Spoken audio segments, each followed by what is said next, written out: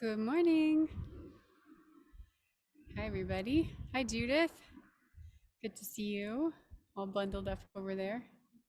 Awesome. We let some folks in. Anne is connecting the audio. Okay. We'll let everybody start to roll in here. Hi, Jermaine. Good to see you. Oh, Dawn's here. Yay. Hey, Anat. Ah, your video. Darn it. Yeah, I've got to shut the camera. Sorry. Well, it's good to see your face for a second, even. Yeah, Yeah. good to be here. Thank Good you. to see you. Yeah. Hi, Julia. Hi, hi. Hey, Good Dawn. morning. Very Dawn warm. this morning. Good to see you. And Catherine. Hi. All right. Let's think folks are gonna roll in. So today, I don't want to say too much without yeah, anyone have a quick bird story they want to share? Maybe like a minute long bird story? Any neat update about anything in your area while we let people finish rolling in here? Yeah, I see. Is it Catherine's hand waving? Okay, go ahead. You're muted at the moment, Catherine, so we can't hear you. Jen Brumfeld with the Metro Parks here in Cuyahoga County in Cleveland found a common raven, first time in 100 years.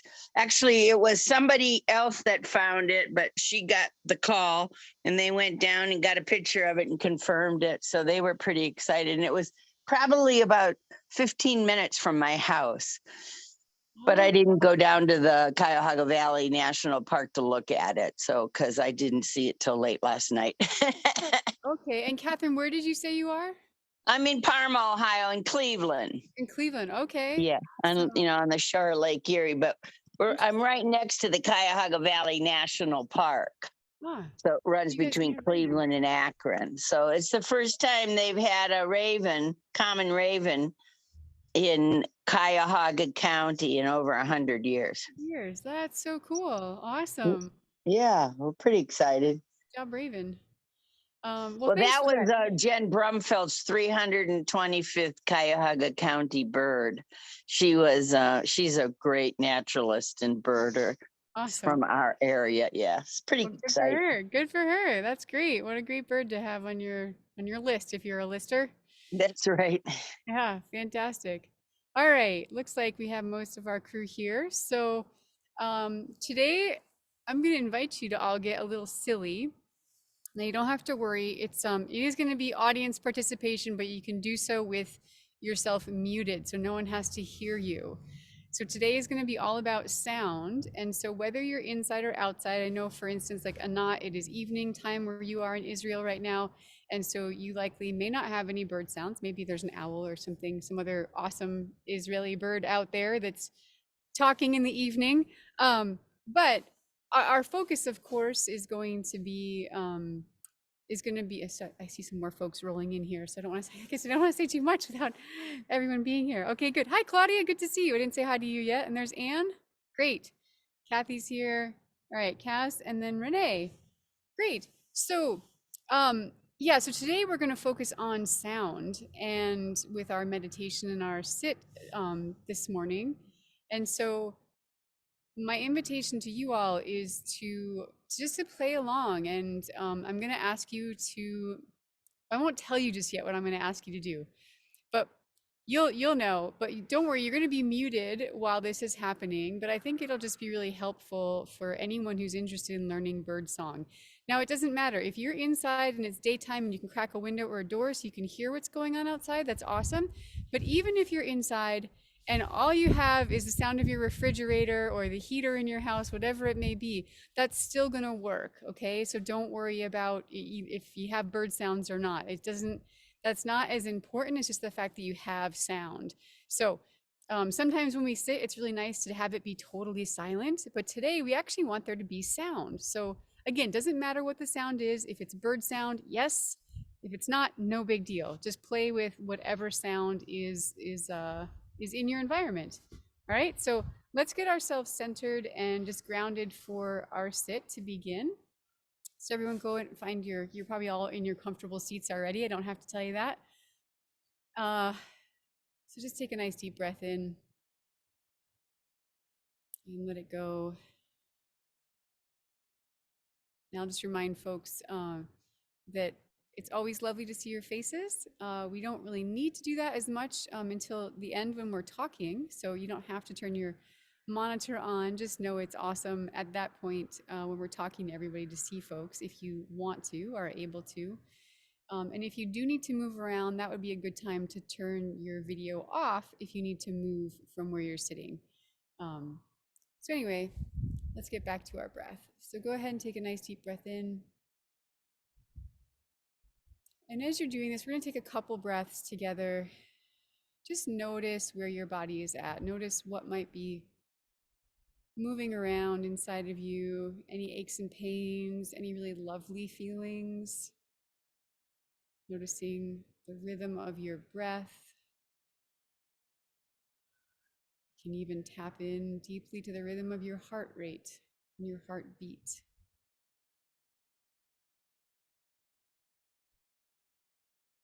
And sometimes just by consciously shifting our attention and our awareness to those two elements, to our breath and to our heart rate, they start to naturally slow down just a little bit. So just allowing this slowing if that's what's happening for you. If not, that's fine. And if you're sitting in a posture that you've come to become aware of as we're sitting here is not quite exactly how you want to be sitting. Maybe you want to sit a bit more upright or maybe more relaxed. Maybe you want to soften your belly, whatever it might be. Just go ahead and you can make that shift right now for yourself.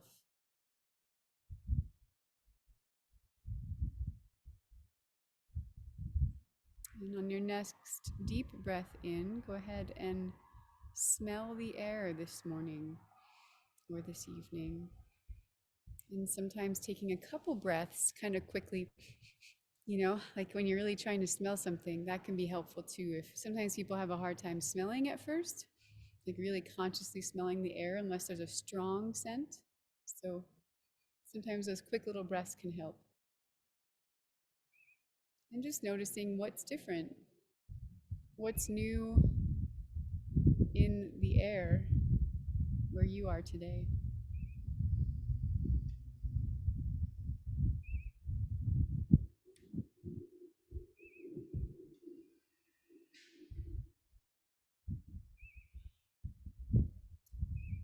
And now go ahead and if your eyes are closed, you can open them. Or you can keep them closed, whatever you prefer, but now would be a time to give some attention to our eyes. So find a point off in the distance, as far as your eyes could naturally see. Find one point to focus on, just one little point. You can even name it in your mind. It's like, oh, that's the crotch of the tree, or that's the brick on the building really far away. And then just focus on that right now.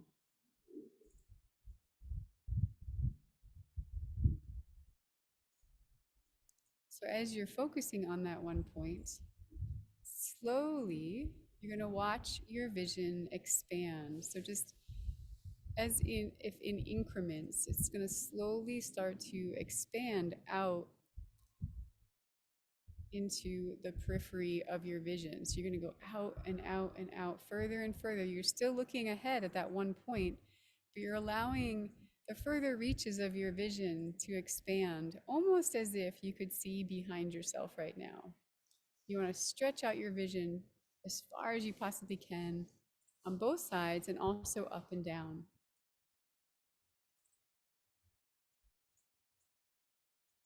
And just let your vision soften right now. And start to notice what you can pick up on. What are you seeing right now that you maybe just even a moment ago weren't seeing when you were really focused?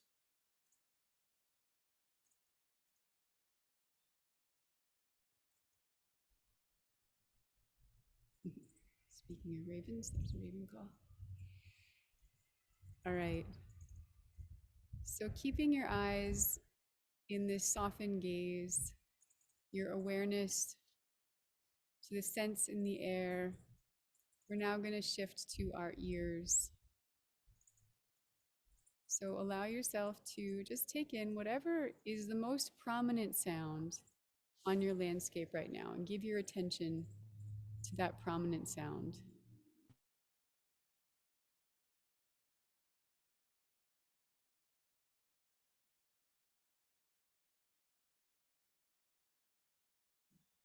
And maybe that prominent sound is a human-made sound. I know for me, it's the traffic in the background. And see if you can just allow it just to be there, as if it was maybe the sound of the ocean or something, without any judgment. Just allow that prominent sound to be present in your environment right now.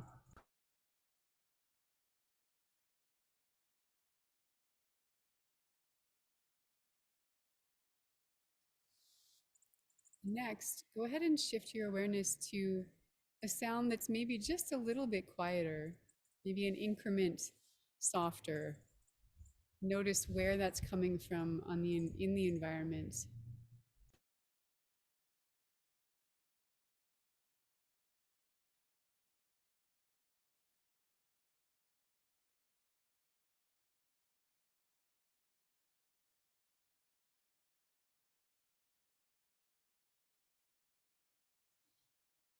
And go even softer. So the next layer of sound, even quieter.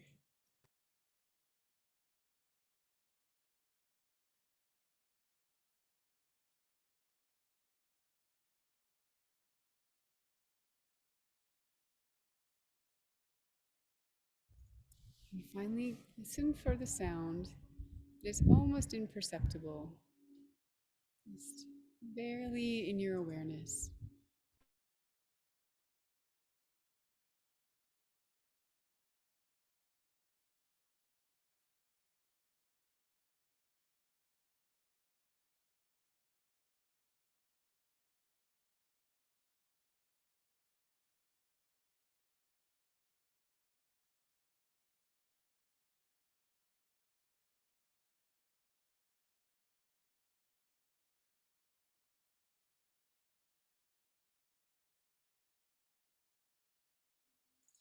All right, awesome. So now we'll begin. Well, we've already begun, but we'll start with our practice, our adventure this morning together. And just know that these are all invitations. You're welcome to do your own thing, whatever that may be, or you can play along with us. So everyone's going to remain on mute while we do this.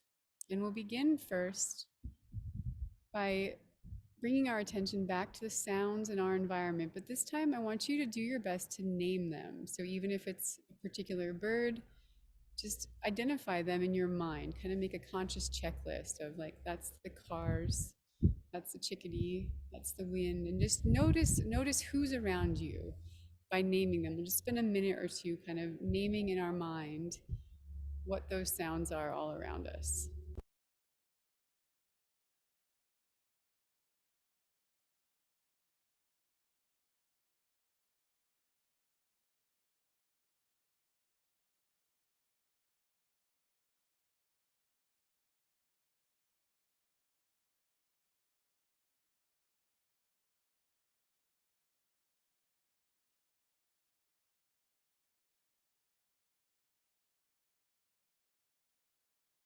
And if there's a particular bird song that you have no idea who it is, that's just fine. You can give a name to it, whatever you want it to be. Maybe it's like the hey there bird, whatever you want to call it.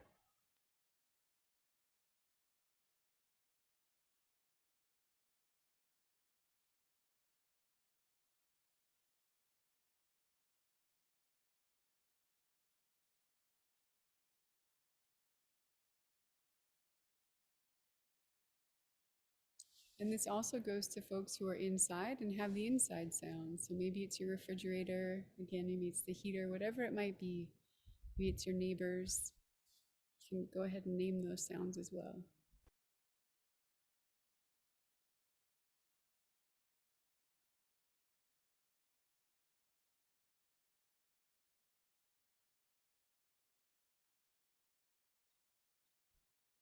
Okay. And now choose just one of those sounds. Again, if it can be a bird sound, that's fantastic. It's great. If not, doesn't matter. So choose just one of those sounds, and I want you to just let it sink in to your whole being right now, to your ears, to your body, to all of your senses. Just allow that sound to really permeate you.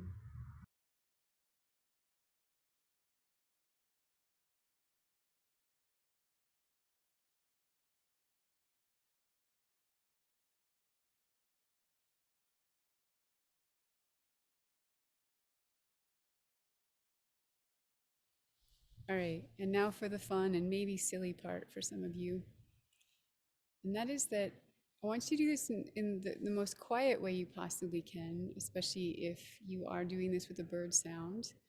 And remember that whistling is not a requirement, but I'm going to ask you to mimic that sound. So, whatever the sound is that you're hearing, do your best to mimic, to repeat that sound using your own body. You don't have to whistle, however, the sound comes out of you.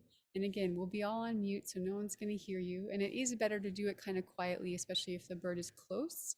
Now that we're in breeding season, it's best not to make the calls too loud, but do your best to focus on that one sound you were hearing and try to imitate that sound. So we'll play with that for a couple of minutes right now.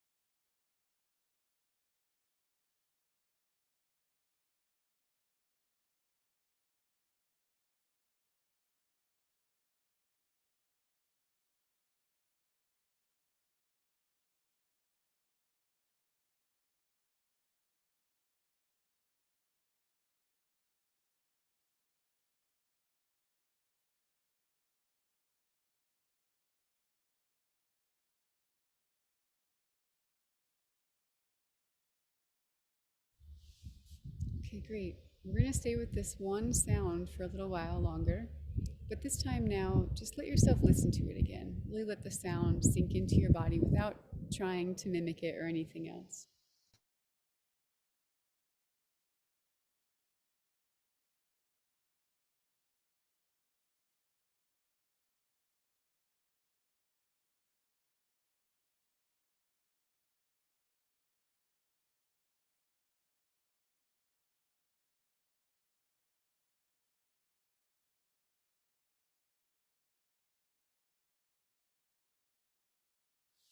Okay, so if you have the same sound that's still around, I know mine is not singing right now, so it's a different sound I'm going to have to use, but this time, I want you to notice if the sound rises or falls anywhere in particular during the song. Or again, if it's the refrigerator, is there a rise or a fall to that sound as it's being made? If it's the vehicles, again, whatever the sound is, just notice if there's a rise or a fall and kind of where in the sound that happens. Is it the beginning, the middle, the end?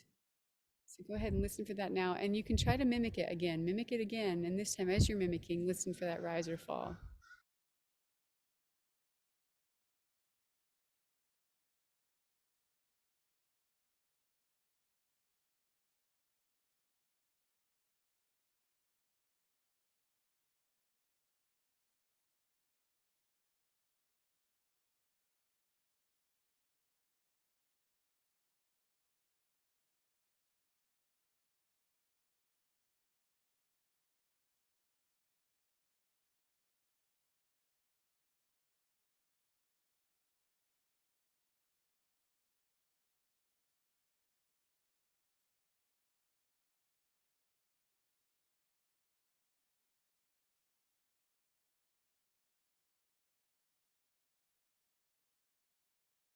So as you're playing with this sound, same sound if you can still stay with it. It's okay if you need to change it.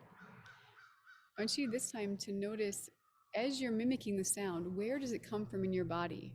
Is it a sound you have to make using your throat? Do you have to use your chest, maybe your belly? Maybe you have to like squeeze your nose when you make the sound.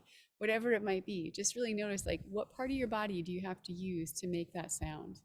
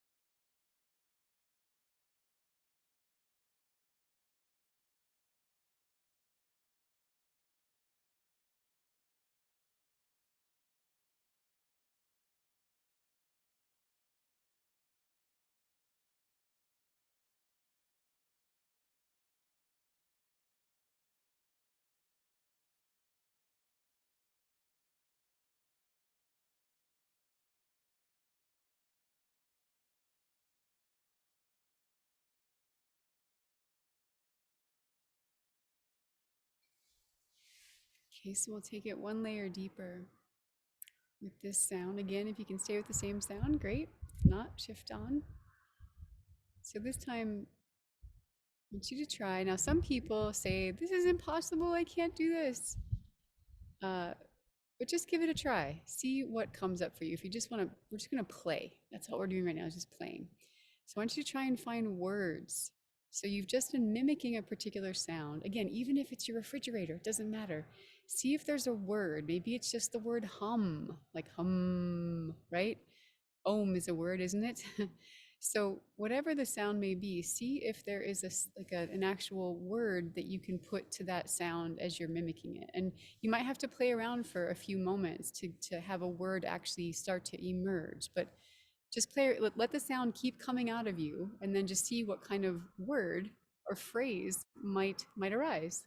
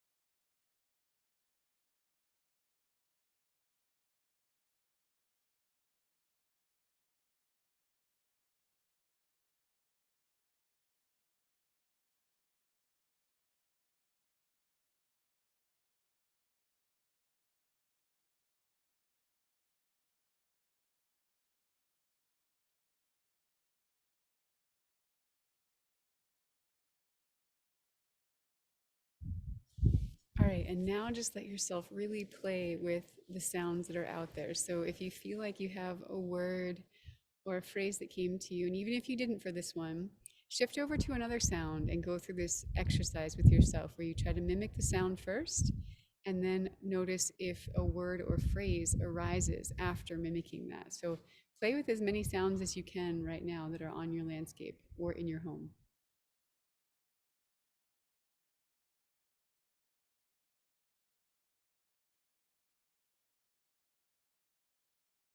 And I will actually put a challenge out there for you. I think everyone should at least try one human-made sound. I think it's worthwhile to try that.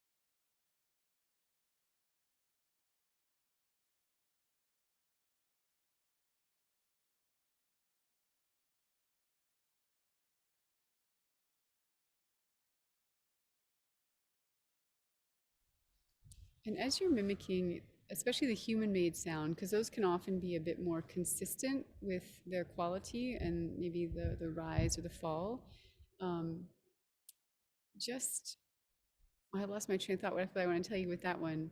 Oh, let yourself just be consistent with that sound. Let that sound just kind of keep coming out of you until something might shift in it.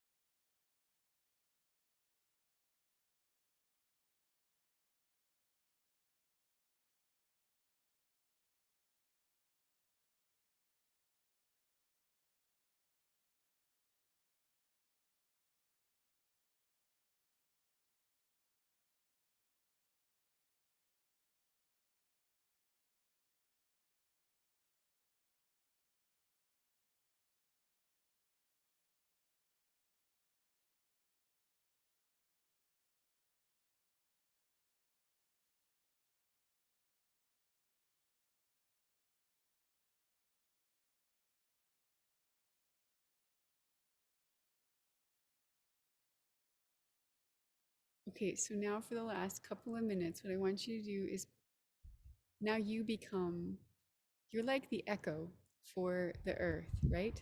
So every sound that you can hear right now, just echo that back again quietly as you can, but be that echo and see what starts to happen.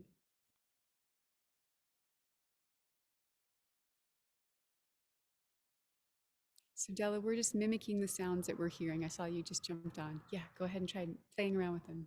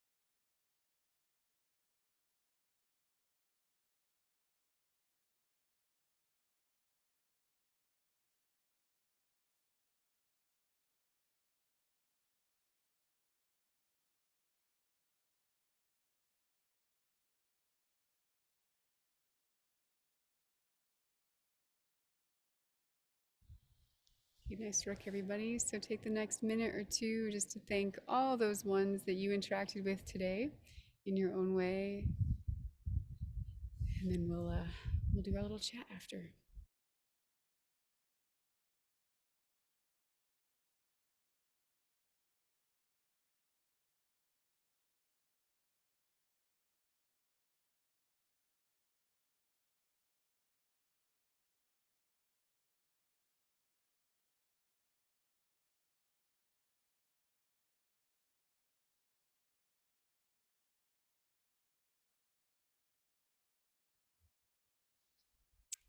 Okay, so now's a great time if you are open to having your screen, your monitor, your video on. It'd be lovely to see your faces if we can. If not, that's okay. And if you need to head out, also totally fine. Thank you for coming. See you again next week if you want to join us. And I would love to hear from anyone to hear what it was like to take the sounds into your own body and to become the sounds of the world around you. What was that like for you this morning? And you can just raise your hand if you are ready to speak.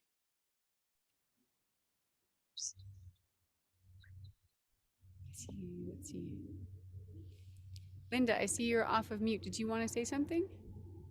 I'm trying to get my phone to I don't know what I bumped, but I'm in safe driving mode here and I've never used it before. I have a new phone. So can you hear? Yes, of course I can mute you again. No problem. I will say something if you want me to say something. I have. Yeah, please, Okay. sure. Okay. I had some blue jays here this morning and you might actually be able to hear them in the background. But the call that they were making, it sounds so much like when they first arrived, like hear ye, hear ye, hear ye, because as soon as they do that screechy noise, it sounds to me like hear ye, hear ye. The other birds all arrived too. So I just noticed that this morning when I was taking it to the level of trying to put some verbalization, human verbalization with what I was hearing. Oh, that's so good. I love the hear ye, because it so fits in with the Blue Jay sort of persona, if you want to say anyway. It's just like, I'm here, hear you. Now we can all like begin the day, you know? Yes. The Blue Jay has arrived. That's right. Order. Yeah. Exactly. Yeah. Yeah. Oh, it's fantastic. Well done. Thanks. I'll put you back on mute. Are you complete? Okay. Yeah, that's good. Thank you. Okay, thank you. You bet. Yeah, go ahead, Jermaine.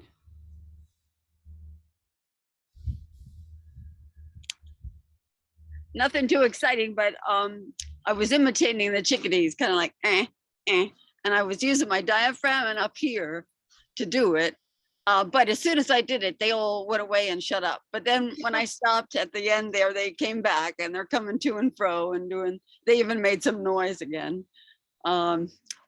So that was it was fun. I mean, I don't know if it's a quarry or what it is across the road. Always Monday at this time, I hear clunk, clunk, clunk, and lots of rumbly noises and stuff. So I was doing that one, and because it's loud when on Mondays. I don't know why they must do this section or something. And then I have this lovely chimes that my yoga teacher gave me years ago. And right now it's quiet. You're lucky, but sometimes it gets going. And imitating that is a lot of fun because it's so pretty and it's got higher note, and I could do the exact note that it's doing, so it's more like a song rather than just a squawk or something. So anyway, not too exciting, but very fun. Yeah, absolutely. What was that like for you to be aware of where the sound was coming from? I know, yeah, sometimes when we do mimic, that's why it's like it's actually more challenging sometimes to do quiet sounds. I think some bird calls, like it kind of, you sort of need to do them loud, or you have to find a different part of your body to make them quietly. So I know it's a challenge to mimic birds in a Now, quiet way. I'm a singer, and so I can imitate, pretty well without thinking about it. But I mean, they're always telling you use your diaphragm, and I was kind of surprised to find that I naturally was using my diaphragm for that sound of the chickadee, and also I felt it up here. It wasn't in my chest, you know what I mean? It was up high and down low, so it was kind of different to experience that or be conscious of that. Yeah, right on. Well, that's one of the reasons I wanted to do this exercise, because it is a way of building our memory and our repertoire for the sounds. So, with a chickadee, that might be a sound you hear all the time, you're really familiar with it.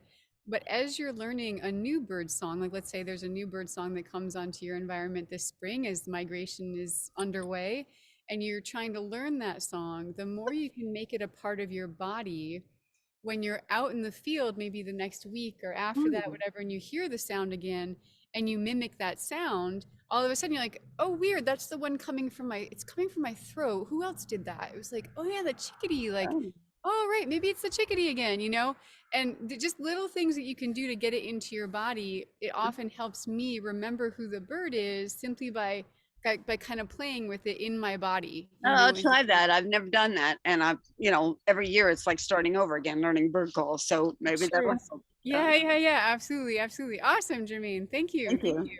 Great. Anyone else want to share? Yeah, go ahead, Claudia. Okay, I heard the refrigerator come on and the furnace, and I have a clock that's ticking. And so after a while, I was starting to hear a little bird song, and they were just kind of going wheat, wheat, wheat, wheat, wheat, wheat, wheat, wheat, wheat. So they were saying wheat. And then right when you were saying to find words in it, the bird stopped and a dog started barking, and it was just kind of going earth. I was thinking, oh, a dog says roof, or bow wow, whatever sounds dog make, but it was going earth. Oh, So I'm it's so fun. glad. Yeah, no, that's awesome you brought that up, because it is also another way for us to get really accurate with the sounds that we hear. I used to work with wolves back in the day, and the guy who was the pack caretaker, he and I became really good friends, but he occasionally, when we would have groups come in and, meet the wolves, they'd all want to try to howl at the wolves, and he wouldn't do it all that often, but once in a while he would. And I always noticed that whenever he started the howl, he wasn't doing ow, like the kind of thing you think would come out for like a wolf howl, like the ow. He's like, but I asked him one day, I was just like, how come he's like, well, that's not really how they howl. Like, they don't howl like ow, they do oh, like it's actually like something else that comes up out of them. And I thought, oh, that's so amazing. Like you're right. That totally is so much more the wolf than ow, that kind of a thing. Even a coyote, like the next time you hear a coyote, really listen to it and then try to mimic it and see what sound comes out of you, But it's great to do with the birds as well. But I'm glad you brought that up about the dog. Yeah, right on. Thank you. Yeah, Thank you. for sure. Sweet. Who else wants to share?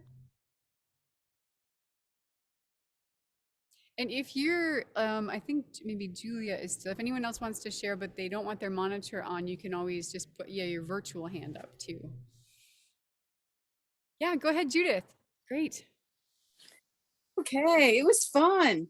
I do this a lot. I love mimicking. My whole family from the time I was little, they're all mimics for everything, you know, a door closing, a drawer closing, you know, so it was kind of natural. So it feels a lot of fun to do that. And you can hear there were tons of birds today. So I had a hard time just saying, okay, that one, okay, that one. But I was trying to do, especially in the part where you say, okay, echo back, you know, and I just realized how many were out here, and it was just a lot of fun. So I don't know if you can hear them, but they're just going crazy today. So morning doves, you know, you know, or the nuthatch, you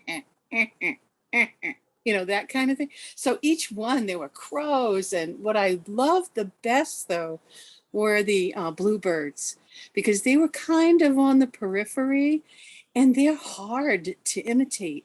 It's a soft kind of chortle, you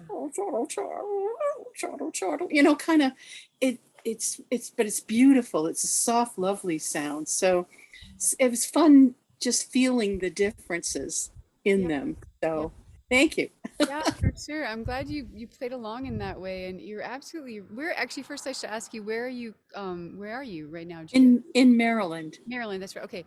Yeah. Yeah, it's so vociferous down there in Maryland. Goodness, It is what right we have now. to look forward to up in the north here, I suppose. Yeah, I think it's wonderful when you can start to layer in all those sounds and just realize like where all those sounds are coming from, like how many, like the variety of sound that there is, you know, for like a musician, all the different tones and all the different notes and everything that's out there, you know, when you start to sort of try to mimic it back, even the wind and the dog barking and the cars and it's like, wow, there's so much music, you know, in our environment. And now of course we have all these beautiful songsters coming Right. through and making their songs. And yeah, thanks Judith for that. Yeah, and good job mimicking. Yeah, the bluebirds, I like to call them, they're like whisper songs, because I feel like bluebirds are they whisper all the time, you know. And That's exactly like they're having this secret little conversation. yeah, totally. That's so good. Awesome. Thanks, Judith. Sure. All right. Anyone else want to share their experience this morning? I think I can see most hands. Looks good. Well, this is awesome, and keep practicing this as much as you can. I still will encourage you to do it as quietly as possible as breeding season gets underway. The birds can get really easily confused when they hear our songs coming from us, or even coming from, like, a lot of times people use their phones to play a song. They call it playback. And during breeding season, that can be confusing for birds, because like the male, if like a cardinal is over here and he hears me playing or trying to imitate a cardinal, then he'll be like, oh, there's a, you know, some other male in my territory, and he'll come. And anyway, I won't get too into that, but I will just say that it's a great practice. It's a really excellent way to learn birdsong, and just keep practicing it, and just notice what starts to happen for you. And don't belittle the exercise. It's something that needs to develop over time. You know, over time you'll start to build that repertoire, and it'll be like I was saying with Jermaine, like all of a sudden you'll be walking in the woods one day and you'll start to be like, I hear this song, and you start to mimic it back to the bird, and then you're realizing like where it's coming from in your body. You thought, oh, wait a minute, it kind of jogs a little bit of your memory, you know. And yeah, starts to build like that over time. So have fun with it, everybody. Awesome. All right, have a beautiful rest of your week. It was great to see everybody, and till next time. You too. Thank you very much. Yeah, have a good one. Thank you. Bye. Bye-bye. Bye. Thank